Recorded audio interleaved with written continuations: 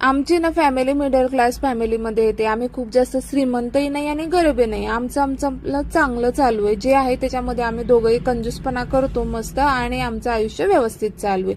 पण इथं आल्यावर कळालं की लोकांकडे किती पैसा असू शकतो. कारण एका तासाचे एका मुलाचे 250 रुपये तास आहे आणि आम्हाला फ्रीचं कुपन मिळालं होतं म्हणून आम्ही तिथं गेलतो दोघा मुलांना घेऊन. काहीतरी विरंगुळा होईल आणि नवीन बघायला मिळेल म्हणून.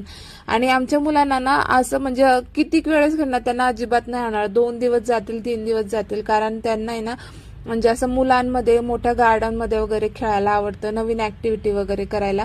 तर फर्स्ट टाइम ते खूप जास्त खुश झाले. आणि खरं सांगते तिथं मुलांची महिनाभराची बुकिंग असते आणि तिथं मेनू कार्ड सुद्धा बघितल्यावर आम्ही ना एवढे म्हणजे दोघं पण एकमेकांकडे बघून हसायला लागलो. कारण मेनू कार्ड मध्ये सुद्धा खूप जास्त रेट होते.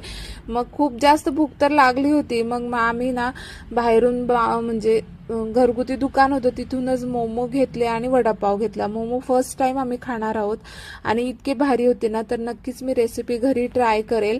मला ना ते जम्पिंग जपाकचं ते बघूनच असं वाटतं की आपण कुठे राहतोय, लोक किती वरती गेले, किती लोकांकडे पैसे आहे, आपण काहीच नाही कमवलंय अजून. तर आपल्याला सुद्धा म्हणजे कमवायचंय भरपूर, काय काय करायचंय आणि आपल्या मुलांना सुद्धा चांगलं आयुष्य द्यायचं आहे. आणि खरंच सगळ्यांचा तर हाच प्रयत्न असतो. आणि बघा मुलांना दोघांना ना वडापाव आणि मोमोज पण खूप जास्त आवडली. तर चला मग इथंच एंड करते व्लॉग.